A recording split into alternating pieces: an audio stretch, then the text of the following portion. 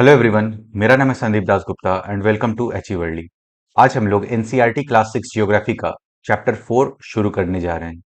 Previous chapters के lectures upload हो चुके हैं और उनका मैंने एक सेपरेट प्लेलिस्ट भी क्रिएट कर दिया है, तो जो लोग नए आए हैं वहां से उन वीडियोस को देख सकते हैं।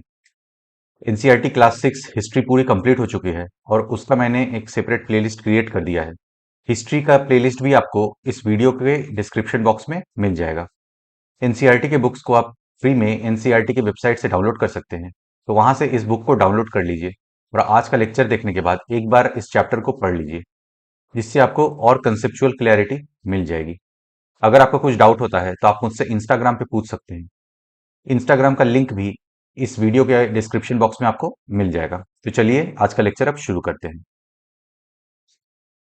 चैप्टर 4 मैप्स, अध्याय 4 मानचित्र। A globe can be useful when we want to study the earth as a whole। देखिए, जब हम लोग पूरी पृथ्वी का अध्ययन करना चाहते हैं एज अ होल, तब हमारे लिए जो है ग्लोब यूजफुल होता है। जब हम पूरी पृथ्वी का अध्ययन करना चाहते हैं तब ग्लोब हमारे लिए काफी उपयोगी साबित होता है। But when we want to study only a part of the earth as about our country, states, districts, towns and villages, it is of little help. लेकिन अगर हमें किसी अर्थ में किसी एक पार्ट को स्टडी करना हो, मान लीजिए हमें इंडिया को ही स्टडी करना हो अच्छे से, इंडिया में मान लीजिए किसी एक स्टेट को स्टडी करना हो, या फिर उस स्टेट में किसी एक डिस्ट्रिक्ट को स्टडी करना हो, और उस डिस्ट्रिक्ट में किसी एक विलेज को स्टडी करना हो, तब क्या हम लोग ये ग्लोब पे कर सकते हैं? नहीं। तब ग्लोब पे किसी एक डिस्ट्रिक्ट को, किसी एक विलेज को, गांव को, उसके बारे में अध्ययन करना बहुत मुश्किल हो जाता है। लेकिन जब हम पृथ्वी के केवल एक भाग जैसे अपने देश, राज्यों, जिलों, शहरों तथा गांवों के बारे में अध्ययन करना चाहते हैं, तो ये हमारे लिए उतना उपयोगी साबित नहीं होता है। In such a situation we use maps. जब ऐसा सिचुएशन आता है, जब हमें अपने देश के बारे में, राज्य के बारे में, किसी एक डिस्ट्रिक्ट के बारे में, जिलों के बारे में, टाउन के बारे में या फिर गांव के बारे में अध्ययन करना हो, तब ऐसे सिचुएशन में मैप्स काम में आता है। ऐसी स्थिति में हम मानचित्रों का उपयोग करते हैं। A map is a representation or a drawing of the Earth's surface or a part of it drawn on a flat surface according to a scale। इस चीज को समझते हैं। देखिए, मैप में क्या होता है कि पूरी पृथ्वी का रिप्रेजेंटेशन किया जाता है। कैसे? हम लोगों ने एटलस में वर्ल्ड मैप को देखा है, तो उसमें पूरी पृथ्वी को एक पेज पे दिखाया गया है। उसमें कंट्रीज हैं, कॉन्टिनेंट्स हैं, ओशंस हैं, सीज हैं, ये सब दिखाया गया है। या फिर हम लोगों ने एटलस में एक पर्टिकुलर कंट्री का भी मैप देखा है, तो इसमें वही कह रहा है कि या तो पूरे अर्थ सरफेस का ड्राइंग होता है या फिर उसके किसी एक पार्ट का ड्राइंग होता है, एक फ्लैट सरफेस पे। वो एक आपका पेज भी हो सकता है, वो आपका एक कार्डबोर्ड भी हो सकता है, वो डिफरेंट टाइप के मैप्स आपको मिल सकते हैं। और यहाँ पे लिख रहा है कि ये जो रिप्रेजेंटेशन किया जाता है, ये अकॉर्डिंग टू ए स्केल, मतलब एक पैमाने के हिसाब से किया जाता है। इसका मतलब समझते हैं। मान लीजिए ये ए पॉइंट है और ये बी पॉइंट है, इनके बीच का जो डिस्टेंस है वो है 10 किलोमीटर। अब आपको इस चीज को एक मैप में दिखाना है, तो आप मैप में तो 10 किलोमीटर दिखा नहीं सकते, एक पेज पे आप 10 किलोमीटर कैसे दिखाएंगे? तो आपको ए से बी के बीच का पॉइंट आपको यहाँ पे दिखाना है। तो उस केस में क्या किया जाता है? इस केस में स्केल चूज किया जाता है। जैसे मान लीजिए आपने चूज किया कि 1 सेंटीमीटर में मैं 2 किलोमीटर दिखाऊंगा, तो क्या होगा? 5 सेंटीमीटर में आपका 10 किलोमीटर हो जाएगा। तो आप मैप में 5 सेंटीमीटर का एक लाइन ड्रॉ कीजिएगा ए और बी के बीच का। ये 5 सेंटीमीटर का एक लाइन होगा और ये आपका 10 किलोमीटर शो करेगा। तो यहां पे अगर कोई इसको मेजर कर लेता है स्केल से, अगर उसको पता चल जाता है कि ये 5 सेंटीमीटर का लाइन है और यहाँ पे उसको पता है कि स्केल आपने लिया है 1 सेंटीमीटर इक्वल टू 2 किलोमीटर, तो उसको पता चल जाएगा कि ए और बी के बीच का डिस्टेंस 10 किलोमीटर का है। तो ऐसे करके स्केल को चूज किया जाता है। मानचित्र पृथ्वी की सतह या इसके एक भाग का पैमाने के माध्यम से चपटी सतह पर खींचा गया चित्र है। But it is impossible to flatten a round shape completely. देखिए, पृथ्वी तो गोल है, जियोइड शेप का है, और अब उसको फ्लैट सरफेस पे दिखाना थोड़ा सा मुश्किल है, इम्पॉसिबल है। लेकिन एक गोलाकार सतह को पूरी तरह से चपटा करना असंभव है। We find that maps are useful to us for various purposes. मानचित्र हमारी विभिन्न जरूरतों के लिए आवश्यक है। One map shows a small area and a few facts. कोई कोई मैप ऐसा होता है जिसमें कि एक छोटे से एरिया को दिखाया जाता है और उसमें थोड़े बहुत ही फैक्ट्स होते हैं। कुछ मानचित्र एक छोटे क्षेत्र को एवं कुछ तथ्यों को दर्शाता है। Another map may contain as many facts as a big book. कुछ कुछ मैप ऐसे भी होते हैं जिनमें कि इतने फैक्ट्स होते हैं, इतने तथ्य होते हैं कि एक बड़ी किताब बन जाए उससे। दूसरे मानचित्र में एक बड़ी किताब की तरह तथ्य हो सकते हैं। When many maps are put together, we get an atlas। देखिए एटलस के बारे में हमें पता है, वहां पे डिफरेंट कॉन्टिनेंट्स, डिफरेंट कंट्रीज के हमें मैप्स मिलते हैं। तो ऐसे ही मैप्स को जब एक साथ रख दिया जाता है तो उसे हम लोग एटलस कहते हैं। जब बहुत से मानचित्रों को एक साथ रख दिया जाता है तब एक एटलस बन जाता है। Atlases are of various sizes, measurements drawn on different scale. देखिए एटलस डिफरेंट साइज का होता है, डिफरेंट मेजरमेंट्स का होता है और डिफरेंट स्केल्स पे भी बनाया जाता है। एटलस विभिन्न प्रकारों तथा अलग अलग पैमाने से खींची गई मापों पर आधारित होता है। Maps provide more information than a globe. देखिए मैप ज्यादा इंफॉर्मेशन देते हैं ग्लोब से, ये तो हम लोगों ने समझ लिया। क्योंकि ग्लोब में क्या होता है, यहां पे आपको पूरी पृथ्वी एज अ होल दिख जाएगी, लेकिन मैप में आप यहां से एक पर्टिकुलर कंट्री को उठा के उसको यहां पे ड्रॉ कर सकते हैं एक पर्टिकुलर स्केल पे, और उस कंट्री में डिफरेंट चीजों को दिखा सकते हैं कि कहाँ पे कोई लेक है, कहाँ पे आपका रिवर है। ये सब आप इस मैप में दिखा सकते हैं।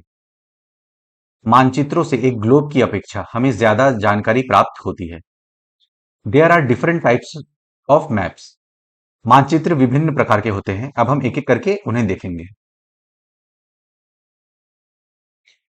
Physical maps, maps showing natural features of the earth such as mountains, plateaus, plains, rivers, oceans, etc. are called physical और रिलीफ मैप। देखिए फिजिकल मैप जिसको कि हिंदी में भौतिक मानचित्र कहते हैं, ऐसे मैप्स में क्या होता है कि डिफरेंट फीचर्स ऑफ द अर्थ दिखाया जाता है। मान लीजिए यहां पे इंडिया का मानचित्र है, इंडिया का मैप है, तो अगर ये फिजिकल मैप हुआ तो यहां पे इंडिया के माउंटेन्स मतलब पर्वत, पठार, मैदान, नदियां, सागर, ये सब दिखाए जाएंगे और इसी को फिजिकल या रिलीफ मैप कहा जाता है।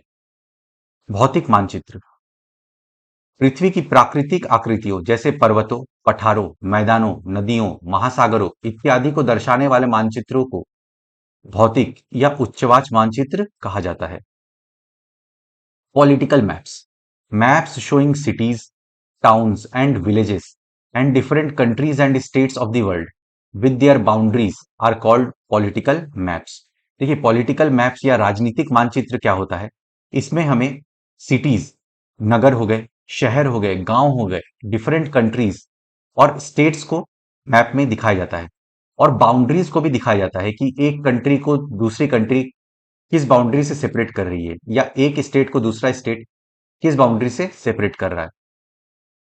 राज्यों, नगरों, शहरों तथा गांवों और विश्व के विभिन्न देशों व राज्यों तथा उनकी सीमाओं को दर्शाने वाले मानचित्र को राजनीतिक मानचित्र कहा जाता है।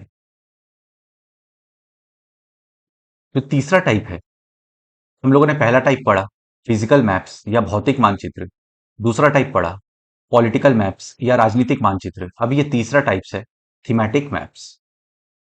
Some maps focus on specific information such as road maps, rainfall maps, maps showing distribution of forest, industries, etc. are known as thematic maps। देखिए कुछ कुछ मैप्स ऐसे होते हैं जहां पे कि बहुत ही स्पेसिफिक इंफॉर्मेशन होता है, मतलब विशेष जानकारियां दी रहती है। जैसे कि रोड के बारे में जानकारी दी रहती है, रेनफॉल के बारे में कि कहाँ पे कितना ज्यादा रेनफॉल होता है, वर्षा होती है, उसके बारे में भी जानकारी मिलती है हमें मैप से।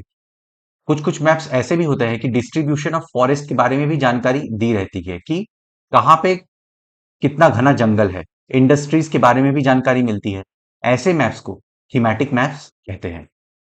थीमेटिक मानचित्र, कुछ मानचित्र विशेष जानकारियां प्रदान करते हैं, जैसे सड़क मानचित्र, वर्षा मानचित्र, वन तथा उद्योग आदि के वितरण दर्शाने वाले मानचित्र इत्यादि। इस प्रकार के मानचित्र को थीमेटिक मानचित्र कहा जाता है। Suitable titles are given on the basis of information provided in these maps. देखिए, इंफॉर्मेशन टाइटल्स जो है इंफॉर्मेशन के बेसिस पे दिया जाता है ऐसे मानचित्रों पे। मतलब कि आपके पास ये मैप है मान लीजिए, और यहाँ पे इंडिया के रोड्स को दिखाया गया है, रोड्स के बारे में। तो जो टाइटल होगा, ऐसा कुछ टाइटल होगा कि रोड्स ऑफ इंडिया, ऐसा कुछ टाइटल होगा। मैप में जो चीज दिखाई जाएगी उसी के ऊपर बेस करके आपका टाइटल भी बनाया जाता है। इन मानचित्रों में दी गई सूचना के आधार पर उनका उचित नामकरण किया जाता है। There are 3 components of maps. मानचित्र के 3 घटक हैं। पहला, डिस्टेंस, दूरी। दूसरा, डायरेक्शन, दिशा। तीसरा, सिंबल, प्रतीक। अब हम लोग एक एक करके इन कंपोनेंट्स को पढ़ेंगे।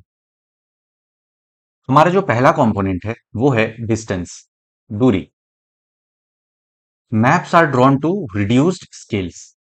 मान लीजिए आप किसी एक कंट्री को मैप पे ड्रॉ करने वाले हैं। उस कंट्री में ए पॉइंट से बी पॉइंट का जो डिस्टेंस है वो आपका 1000 किलोमीटर का है। तो क्या आप इसको एक पेज पे ड्रॉ कर पाएंगे? नहीं कर पाएंगे। इसी वजह से जो है आपको स्केल को रिड्यूस करना पड़ेगा। मानचित्र छोटे पैमाने पर खींचे जाते हैं, but this reduction is done very carefully so that the distance between the places is real.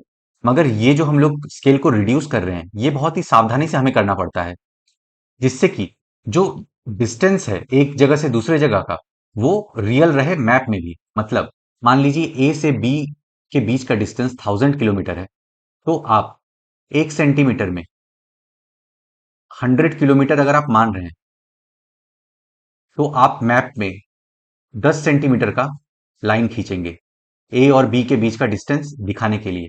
तो इससे कोई अगर स्केल से इस डिस्टेंस को मेजर करता है और उसको ये पता चलता है कि ये 10 सेंटीमीटर का लाइन है, और स्केल में आपने लिखा हुआ है कि 1 centimetre is equal to 100 kilometre, तो वो समझ जाएगा कि ए से बी के बीच का डिस्टेंस 1000 किलोमीटर का है।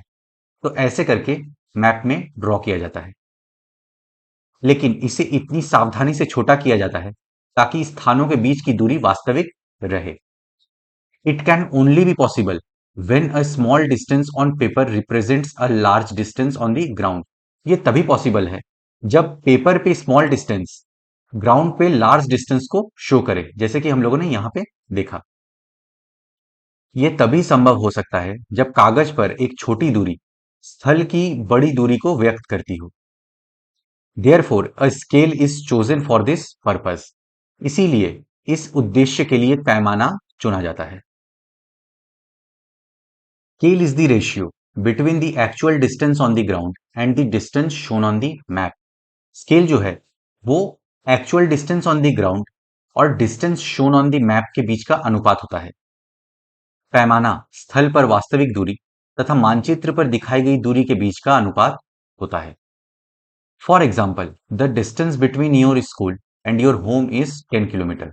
If you show this 10 kilometer distance by 2 centimeter on a map, it means 1 centimeter on the map will show 5 kilometer on the ground. देखिए, मान लीजिए ए और बी, ए आपका होम है और बी आपका स्कूल है। इसके बीच का जो एक्चुअल डिस्टेंस है वो 10 किलोमीटर का है। आपने इसी चीज को एक मैप पे ड्रॉ किया और आपने दिखाया कि ए से बी के बीच का डिस्टेंस 2 सेंटीमीटर का है। तो इसका मतलब क्या हो रहा है कि 1 सेंटीमीटर बराबर 5 किलोमीटर है। तो ये आपका स्केल हो जाएगा। उदाहरण के लिए आपके विद्यालय एवं आपके घर के बीच की दूरी 10 किलोमीटर है, जिसे मानचित्र पर 2 सेंटीमीटर की दूरी से व्यक्त किया गया है। इसका अभिप्राय है कि मानचित्र 1 सेंटीमीटर स्थल के 5 किलोमीटर को दर्शाएगा। The scale of your drawing will be 1 centimetre is equal to 5 kilometre. देखिए यही चीज हम लोगों ने यहाँ पे देखा। आपके रेखा चित्र का पैमाना होगा 1 सेंटीमीटर बराबर 5 kilometre. 10 scale is very important in any map. इसी वजह से जो पैमाना होता है वो किसी भी मानचित्र के लिए बहुत ही इंपॉर्टेंट होता है, महत्वपूर्ण होता है। इस प्रकार पैमाना किसी भी मानचित्र के लिए बहुत महत्वपूर्ण होता है। If you know the scale you will be able to calculate the distance between any two places on map. अगर हमें स्केल पता है तो हम दो प्लेसेस के बीच के डिस्टेंस को कैलकुलेट कर सकते हैं। कैसे कर सकते हैं ये हम लोगों ने अभी पीछे स्लाइड्स में ही पढ़ा है। अगर आपको पैमाने की जानकारी है तो आप मानचित्र में दिए गए किसी भी दो स्थानों के बीच की दूरी का पता लगा सकते हैं। When large areas like continents or countries are to be shown on a paper, then we use a small scale. जब हमें किसी बड़े क्षेत्रफल या लार्ज एरियाज मतलब जैसे कॉन्टिनेंट हो गया, कंट्री हो गया, उसको पेपर पे दिखाना होता है तो हमें स्मॉल स्केल चूज करना होता है। क्यों? मान लीजिए ए और बी ये पॉइंट है आपके, इन दोनों पॉइंट के बीच का जो डिस्टेंस है 5000 किलोमीटर है। अब आप इसको एक पेज पे कैसे दिखाइएगा? तो इसी वजह से यहाँ पे जो है स्मॉल स्केल यूज किया जाता है। जब बड़े क्षेत्रफल वाले भागों जैसे महाद्वीपों या देशों को कागज पर दिखाना होता है तब हम लोग छोटे पैमाने का उपयोग करते हैं। For example 5 centimetre on the map shows 500 kilometre on ground. Scale इतने छोटे होते हैं जैसे कि 5 सेंटीमीटर में हम लोग 500 किलोमीटर शो करते हैं। उदाहरण के लिए मानचित्र पर 5 सेंटीमीटर स्थल के 500 किलोमीटर को दर्शाता है। It is called A small scale map. ऐसे मानचित्रों को स्मॉल स्केल मैप या फिर छोटे पैमाने वाले मानचित्र कहते हैं। इसको छोटे पैमाने वाला मानचित्र कहते हैं। When a small area like your village or town is to be shown on paper, then we use a large scale that is 5 centimeter on the map shows 500 meters only on ground। देखिए जब कोई small area को map में show करना होता है जैसे कि गांव हो गया या कोई शहर हो गया छोटा सा या नगर हो गया, उसको जब मैप में शो करना होता है तब हम लोग लार्ज स्केल का इस्तेमाल करते हैं। लार्ज स्केल कैसे? 5 सेंटीमीटर में हमें 500 मीटर का पता चलेगा। ऐसे स्केल का इस्तेमाल किया जाता है। जब एक छोटे क्षेत्रफल वाले भाग जैसे आपके गांव या शहर को कागज पर दिखाना होता है तब हम बड़े पैमाने का उपयोग करते हैं। जैसे स्थल पर 500 मीटर की दूरी को मानचित्र पर 5 सेंटीमीटर से दर्शाया जाता है। It is called a large scale map. इस प्रकार के मानचित्र को बड़े पैमाने वाला मानचित्र कहते हैं। Large scale maps give more information than small scale maps. देखिए लार्ज स्केल मैप्स जो होते हैं उसमें हमें ज्यादा इंफॉर्मेशन ज्यादा तथ्य मिलते हैं स्मॉल स्केल मैप्स की तुलना में। बड़े पैमाने वाले मानचित्र छोटे पैमाने वाले मानचित्र की अपेक्षा अधिक जानकारी प्रदान करते हैं। अब जो हमारा नेक्स्ट कंपोनेंट है, दूसरा कंपोनेंट है, वो है direction, Disha. Most maps contain an arrow marked with the letter N at the upper right hand corner. अधिकतर मानचित्रों में ऊपर दाहिनी तरफ तीर का निशान बना होता है जिसके ऊपर अक्षर U लिखा होता है, मतलब उत्तर को ये डिनोट करता है। This arrow shows the north direction. ये तीर का निशान उत्तर दिशा को दर्शाता है। It is called the north line. इसे उत्तर रेखा कहा जाता है। इसे उत्तर रेखा कहा जाता है। When you know the north, you can find out the other directions. For example, east, west and south. देखिए अगर हमें नॉर्थ डायरेक्शन के बारे में पता है तो हम बाकी डायरेक्शंस के बारे में भी पता कर सकते हैं। इधर नॉर्थ है तो इधर साउथ होगा, इधर ईस्ट होगा और इधर वेस्ट होगा। जब आप उत्तर के बारे में जानते हैं तब आप दूसरी दिशाओं जैसे पूर्व, पश्चिम तथा दक्षिण के बारे में पता लगा सकते हैं। There are four major directions: north, south, east and west.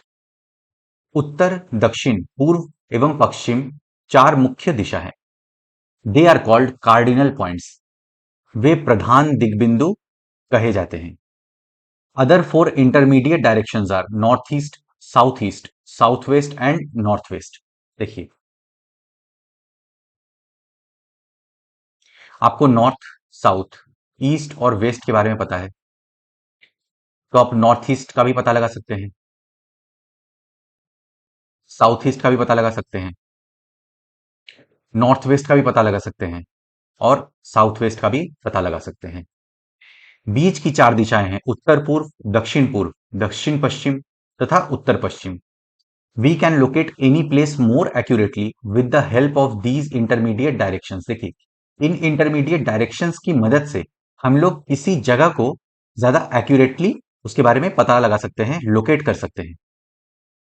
इन बीच वाली दिशाओं की मदद से किसी भी स्थान की सही स्थिति का पता लगाया जा सकता है। We can find out the direction of a place with the help of a compass. हम दिक्सूचक की सहायता से किसी स्थान की दिशा का पता लगा सकते हैं। It is an instrument use to find out main directions. ये एक ऐसा यंत्र है या इंस्ट्रूमेंट है जिसकी मदद से हम लोग मुख्य दिशा मतलब मेन डायरेक्शंस का पता लगाते हैं। ये एक यंत्र है जिसकी सहायता से मुख्य दिशाओं का पता लगाया जाता है। It's magnetic needle always points towards north south direction. इसका जो मैग्नेटिक नीडल होता है वो हमेशा नॉर्थ साउथ डायरेक्शन की तरफ पॉइंट करता है। इसकी चुंबकीय सुई की दिशा हमेशा उत्तर दक्षिण दिशा में होती है। अब जो हमारा तीसरा कंपोनेंट है वो है सिंबल्स, प्रतीक। It is the third important component of a map. ये किसी भी मानचित्र का तीसरा प्रमुख घटक है। It is not possible to draw on a map the actual shape and size of different features such as buildings, roads, bridges, trees, railway lines और अ वेल मतलब कुआं। देखिए, आप एक पेज पे कोई मैप ड्रॉ कर रहे हैं, वहां पे एक्चुअल शेप और साइज में आप बिल्डिंग को नहीं दिखा सकते हैं, रोड्स को नहीं बना सकते हैं, ब्रिजेस नहीं बना सकते हैं, ट्रीज नहीं बना सकते हैं या रेलवे लाइंस को भी नहीं दिखा सकते हैं। किसी भी मानचित्र पर वास्तविक आकार एवं प्रकार में विभिन्न आकृतियों जैसे भवनों, सड़कों, पुलों, वृक्षों, रेल की पटरियों या कुएं को दिखाना संभव नहीं होता है। So they are shown by using certain letters, shades, colors, pictures and lines. इसलिए ये जो फीचर्स होती है इनको एक मैप पे दिखाने के लिए कुछ खास तरीके के लेटर्स मतलब अक्षर का इस्तेमाल किया जाता है, शेड्स मतलब छाया का इस्तेमाल किया जाता है, कुछ रंगों का इस्तेमाल किया जाता है, कुछ चित्रों का या फिर कुछ रेखाओं का इस्तेमाल किया जाता है। इसलिए वे निश्चित अक्षरों, छायाओं, रंगों, चित्रों तथा रेखाओं का उपयोग करके दर्शाए जाते हैं। These symbols give a lot of information in a limited space. ये जो सिंबल्स होते हैं ये लिमिटेड स्पेस पे मतलब कम स्थान में बहुत सारी जानकारियां प्रदान करते हैं। ये प्रतीक कम स्थान में अधिक जानकारी प्रदान करते हैं। With the use of these symbols map can be drawn easily and are simple to read. इन सिंबल्स की या फिर प्रतीक के इस्तेमाल से मैप्स को बहुत ही इजीली ड्रॉ किया जा सकता है और उन मैप्स को पढ़ना भी, उनका अध्ययन करना भी बहुत आसान हो जाता है। इन प्रतीकों के इस्तेमाल के द्वारा मानचित्र को आसानी से खींचा जा सकता है तथा इनका अध्ययन करना आसान होता है। Maps have a universal language that can be understood by all.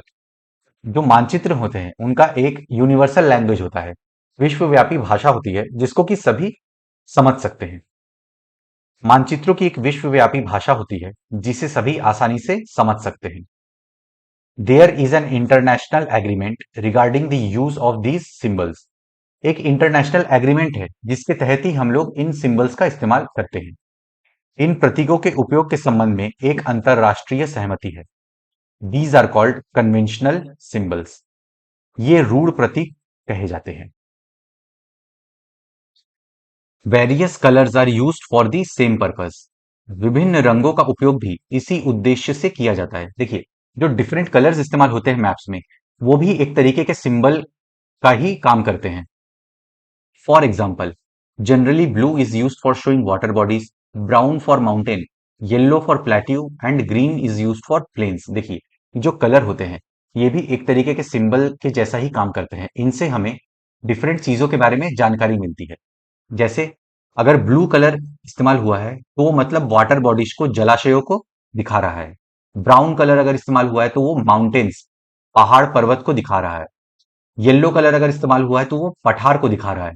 और अगर ग्रीन कलर यूज हुआ है तो मतलब वो मैदान को दिखा रहा है, प्लेन्स को दिखा रहा है। उदाहरण के लिए सामान्यतः नीले रंग का इस्तेमाल जलाशयों, भूरा रंग पर्वतों, पीला रंग पठारों और हरा रंग मैदानों को दर्शाने के लिए किया जाता है। अब जो हमारा नेक्स्ट टॉपिक है वो है स्केच, रेखा चित्र। A sketch is a drawing mainly based on memory and spot observation and not to scale. ये स्केल पे बेस्ड नहीं होता है, और स्केच जो हम लोग ड्रॉ करते हैं वो मेमोरी पे बेस्ड होता है और स्पॉट ऑब्जर्वेशन पे बेस्ड होता है। रेखा चित्र एक आरेखन है जो पैमाने पर आधारित ना होकर याददाश्त और स्थानीय प्रेक्षण पर आधारित होता है। Sometimes a rough drawing is required of an area to tell where a particular place is located with respect to other places। देखिए कभी कभी क्या होता है, मान लीजिए यहाँ पे आपका कोई शॉप है और यहाँ पे आपका घर है। आपका दोस्त इस शॉप पे है और आपको अपने घर का उसको मैप बताना है, तो आप हो सकता है कि ऐसे करके कुछ ड्रॉ कर दिए और उसको दिखा दिए कि ऐसे करके वो आ सकता है, इस रास्ते से आपके घर तक वो पहुंच सकता है। तो ये एक तरीके का स्केच हो गया, एक रफ ड्राइंग हो गया। कभी कभी किसी क्षेत्र के एक कच्चे आरेखन की आवश्यकता वहां के एक स्थान को दूसरे स्थान के सापेक्ष दिखाने के लिए होती है। Suppose you want to go to your friend's house but you don't know the way, your friend may make a rough drawing to show the way to his house. यही चीज हम लोगों ने पिछले स्लाइड में देखा कि कैसे आपका दोस्त एक आपको रफ ड्राइंग बना के बता सकता है कि आप कैसे उसके घर तक पहुंच सकते हैं। मान लीजिए कि आप अपने मित्र के घर जाना चाहते हैं लेकिन आपको रास्ते की जानकारी नहीं है। आपका मित्र अपने घर के रास्ते को बताने के लिए एक कच्चा आरेखन बना सकता है। Such a rough drawing is drawn without scale and is called a sketch map. ऐसे जो रफ ड्राइंग होते हैं उनमें स्केल की आवश्यकता नहीं होती है कि आप एकदम एक्यूरेट मेजर करके बताएं कि 1 सेंटीमीटर बराबर 2 किलोमीटर ही है। ऐसा नहीं होता स्केच मैप में। स्केच मैप में एक रफ ड्राइंग होता है जिसमें कि बस आपको रास्ते के बारे में बता दिया जाता है कि आप ऐसे ऐसे पहुंच सकते हैं। इस प्रकार कच्चे आरेख को बिना पैमाने की सहायता से खींचा जाता है तथा इसे रेखा चित्र, मानचित्र कहते हैं। अब जो हमारा नेक्स्ट टॉपिक है वो है प्लान, खाका। A plan is a drying of A small area on a large scale. Plan एक तरीके का ड्राइंग है जिसमें कि हम लोग एक छोटे क्षेत्र को, स्मॉल एरिया को लार्ज स्केल पे दिखाते हैं, मतलब बड़े पैमाने पे दिखाते हैं। एक छोटे क्षेत्र का बड़े पैमाने पर खींचा गया रेखा चित्र खाका कहलाता है। A large scale map gives a lot of information, but there are certain things which we may sometimes want to know. For example, the length and breadth of a room which can't be shown in a map. देखिए, large scale map पे हमें बहुत सारी जानकारियां मिलती हैं, मगर मान लीजिए अगर हमें एक रूम के लंबाई और चौड़ाई, मतलब लेंथ और ब्रेड्थ के बारे में जानना हो, तो ये जानकारियां हमें मैप्स में, मतलब मानचित्र में नहीं मिलती है। एक बड़े पैमाने वाले मानचित्र से हमें बहुत सारी जानकारियां प्राप्त होती है, लेकिन कुछ ऐसी चीजें होती हैं जिन्हें हम कभी-कभी जानना चाहते हैं, जैसे किसी कमरे की लंबाई एवं चौड़ाई जिसे मानचित्र में नहीं दिखाया जा सकता। At that time we can refer drawings drawn to a scale called a plan. ऐसे वक्त में हम लोग एक स्पेशल टाइप के ड्राइंग को रिफर कर सकते हैं जिसको कि स्केल के अकॉर्डिंग बनाया जाता है और उसे ही प्लान कहते हैं। उस समय हम लोग बड़े पैमाने वाला एक रेखा चित्र खींच सकते हैं जिसे खाका कहा जाता है, और ये मेनली आर्किटेक्चर्स इस्तेमाल करते हैं। तो फ्रेंड्स, आज का चैप्टर हमारा यहीं पे समाप्त होता है। मैं आशा करता हूं कि आपको सब कुछ समझ में आ गया होगा। अगर फिर भी कुछ डाउट्स है तो आप मुझसे कमेंट्स में पूछ सकते हैं या फिर इंस्टाग्राम पे भी आप मुझसे पूछ सकते हैं। इस वीडियो को आप अपने फ्रेंड्स के साथ शेयर करें। वीडियो पसंद आए तो लाइक करें, चैनल को सब्सक्राइब करें। मैं मिलता हूं आपसे नेक्स्ट लेक्चर में। Good day to everyone. जय हिंद।